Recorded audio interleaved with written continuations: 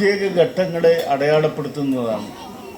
ഓലപ്പിപ്പിയും ഓലപ്പമ്പരവും മെച്ചിങ്ങ കൊണ്ടുള്ള കളിപ്പാട്ടങ്ങളും അത് നിർമ്മിക്കുന്ന കുട്ടിയുടെ മനസ്സിലുണ്ടാകുന്ന വികാരവും, കടയിൽ പോയി ഒരു തോക്ക് വാങ്ങി ശത്രുവിനെ മുന്നിൽ കണ്ട് ആ തോക്ക് പൊട്ടിച്ച് കളിക്കുന്ന ഒരു കുട്ടിയുടെ മനസ്സിലുണ്ടാകുന്ന വികാരവും രണ്ടും രണ്ടാണ്. പ്രത്യേകിച്ച് ഭിന്നശേഷിക്കാരായ കുട്ടികൾക്ക് രണ്ട് മാനസികമായ വളർച്ചയ്ക്ക് വേണ്ടിയുള്ള സാധ്യതകളാണ് ആധുനിക മനഃശാസ്ത്രം പറയുന്നത്. അതിലൊന്നാണ് ഈ കളിപ്പാട്ടങ്ങൾ. അതുപയോഗിച്ചുകൊണ്ട് അവർക്ക് പലതും അവരുടെ മനസ്സിലുള്ള ആശയങ്ങളെ ആവിഷ്കരിക്കുന്നതിന് വേണ്ടി സാധിക്കും. പണ്ടൊക്കെ കളിവീട് എന്നുള്ളൊരു സങ്കല്പം അവരുടെ കയ്യിലുള്ള ചെറിയ ക്യൂബുകൾ ഉപയോഗിച്ചുകൊണ്ട് എങ്ങനെ നിർമ്മിക്കാം, കളിവണ്ടികൾ ക്യൂബുകൾ ഉപയോഗിച്ചുകൊണ്ട് എങ്ങനെ നിർമ്മിക്കാം, അവിടെ നിന്ന് ഓരോ സ്റ്റെപ്പ് കയറും തോറും അവർക്ക് കിട്ടുന്ന കളിപ്പാട്ടങ്ങൾ ഉപയോഗിച്ചുകൊണ്ട് മാനസികമായ കഴിവുകൾ വികസിപ്പിക്കുന്നതിന് വേണ്ടി അവർക്കതിനെ ഉപയോഗിക്കാൻ കഴിയും. അങ്ങനെ കളിപ്പാട്ടങ്ങൾക്ക് ഈ മാനസിക വികാസത്തിന് വേണ്ടിയുള്ള വഴിയൊരുക്കാൻ കഴിയും എന്നുള്ള കണ്ടുപിടുത്തം. അതുപോലെ തന്നെയാണ് കൃഷി എന്ന് വെച്ചാൽ വലിയ തരത്തിലുള്ള കൃഷിയിലേക്കല്ല, നമ്മുടെ ചെറിയ പൂച്ചെടികൾ വെച്ച് പിടിപ്പിക്കുന്ന ഒരു കുട്ടി അതിലൊരു മുട്ടിട്ട് കാണുമ്പോൾ, ആ പൂ വിടരുന്നത് കാണുമ്പോൾ അവരുടെ മനസ്സിലുണ്ടാകുന്ന വല്ലാത്ത ഒരു സന്തോഷമുണ്ട്.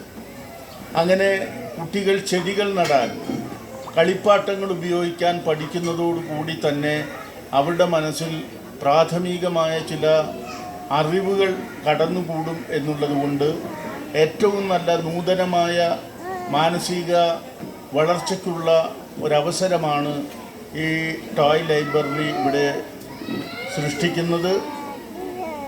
ഈ ലൈബ്രറി അത്ര വലിയ ഇൻവെസ്റ്റ്മെൻറ്റിലൊന്നും അല്ല എങ്കിലും ഞങ്ങളൊക്കെ ജനപ്രതിനിധികളാവുമ്പോൾ വലിയ കെട്ടിടങ്ങൾക്കും അതുപോലെ തന്നെ വലിയ വലിയ ജനകീയമായ പിന്തുണ കിട്ടുന്ന കാര്യങ്ങൾക്കുമൊക്കെ സുസ്ഥിര വികസന ഫണ്ടിൽ നിന്ന് പണം ചെലവ് ചെയ്യുമ്പോൾ സത്യത്തിൽ ഇവിടെ നിൽക്കുമ്പോൾ കുറ്റബോധം തോന്നുന്നുണ്ട്. കുറച്ചു പണം സമൂഹം ചേർത്ത് പിടിക്കേണ്ട കുട്ടികൾക്ക് കൂടി നീക്കി വെക്കേണ്ടതാണ് എന്ന തോന്നൽ സത്യത്തിൽ എൻ്റെ മനസ്സിലുണ്ട്. പൊതുസമൂഹത്തിൻ്റെ ഉത്തരവാദിത്വവും ബാധ്യതയുമാണ് ഈ കുട്ടികളെ ചേർത്ത് പിടിക്കേണ്ടതും പൊതുസമൂഹത്തിൻ്റെ മൂല്യത്തോടൊപ്പം വളർത്തിയെടുക്കേണ്ടതും. അങ്ങനെ ഒരു ആശയത്തിന് വേണ്ടി ജീവിതം ബലിയർപ്പിക്കുന്ന, ജീവിതം ഒഴിഞ്ഞു വയ്ക്കുന്ന അമ്മയുടെ സാരഥികളെ എത്ര പ്രശംസിച്ചാലും അവരുടെ കാലുകളിൽ തൊട്ട് നമസ്കരിച്ചാലും നമുക്ക് മതിയാവില്ല എന്നല്ല, ആ ബഹുമാനമൊന്നും അവർക്ക് പോരാ. അതിനേക്കാൾ വലിയ രീതിയിൽ അംഗീകരിക്കപ്പെടേണ്ടതാണ് അവരെ. ഈ സമൂഹത്തിൻ്റെ പൊതുജീവിതത്തോടൊപ്പം നാളെകളിൽ ഉണ്ടാവില്ല എന്ന് കരുതുന്നവരെ കൈപിടിച്ച് നടത്താൻ ശ്രമിക്കുന്ന മാനുഷികമായ പരിഗണനകളുടെ ഏറ്റവും വലിയ അർത്ഥതലങ്ങളുള്ള ഈ അങ്കണത്തിൽ ഇന്ന് ഈ ടോയ് ലൈബ്രറി ഉദ്ഘാടനം ചെയ്യുമ്പോൾ എനിക്കേറെ സന്തോഷമുണ്ട്.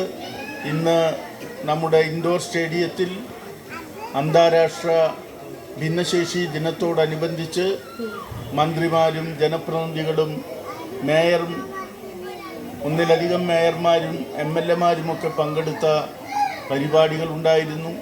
ആ പരിപാടിയിൽ രണ്ട് കൈകളുമില്ലാത്ത, ഒരു കാലിന് മാത്രം ചലനശേഷിയുള്ള ഒരു കുട്ടി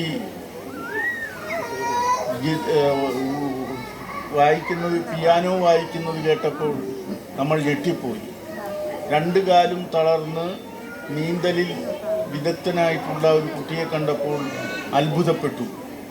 എല്ലാവരും ഭിന്നശേഷിക്കാരാണ് എന്നപ്പോൾ മനസ്സിലായി. ഭിന്നശേഷിക്കാരാണ് നമ്മളെല്ലാവരും. വ്യത്യസ്തമായ കഴിവുകളുണ്ട് എന്ന് മാത്രം. ആ കഴിവുകളിൽ കണ്ടെടുത്ത് വളർത്തിയെടുക്കാനുള്ള സാമൂഹികമായ ഉത്തരവാദിത്വബോധം നിർവഹിക്കുന്ന രക്ഷകർത്താക്കളെയും അവരുടെ തോളിൽ കൈയിട്ട് ഞങ്ങളും ഒപ്പമുണ്ട് എന്ന് പറഞ്ഞ് കൂടെ സഞ്ചരിക്കുന്ന അമ്മയുടെ ഭാരവാഹികളെയും അഭിനന്ദിച്ചുകൊണ്ട് ഞാൻ ഈ കർമ്മം നിർവഹിച്ചതായി, ഉദ്ഘാടനം നിർവഹിച്ചതായി നിങ്ങളെ അറിയിക്കുന്നു. ഒരു അഭ്യർത്ഥന കൂടി നിങ്ങളോടുണ്ട്. ഇന്ന് 4:30 ഒരു പരിപാടി ഉണ്ട് എന്നുള്ളത് കൊണ്ട് നിങ്ങളോട് കുറേ നേരം ഇവിടെ ഇരിക്കുകയും നിങ്ങളോടൊപ്പം കുറച്ച് സമയം ചെലവഴിക്കുകയും ചെയ്യണമെന്നുണ്ട്. എന്തായാലും ബാൻ ചേച്ചി ഇവിടെ ഉള്ളത് കൊണ്ടും സ്ഥിരമായി ഇനി ഇവിടെ വരാൻ കഴിയുമെന്നുള്ളത് കൊണ്ടും ഞാനങ്ങനെ ചെയ്യും എന്നുറപ്പ് തന്നുകൊണ്ട് നിങ്ങൾക്കെല്ലാവർക്കും ആശംസകൾ അർപ്പിച്ചുകൊണ്ട് ഞാൻ അവസാനിപ്പിക്കുന്നു.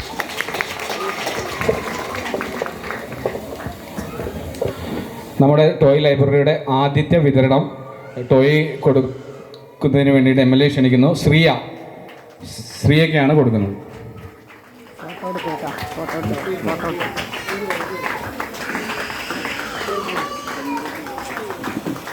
നിങ്ങളിരുന്നാൽ മതി, ആൾക്കാർക്ക് കാണില്ല.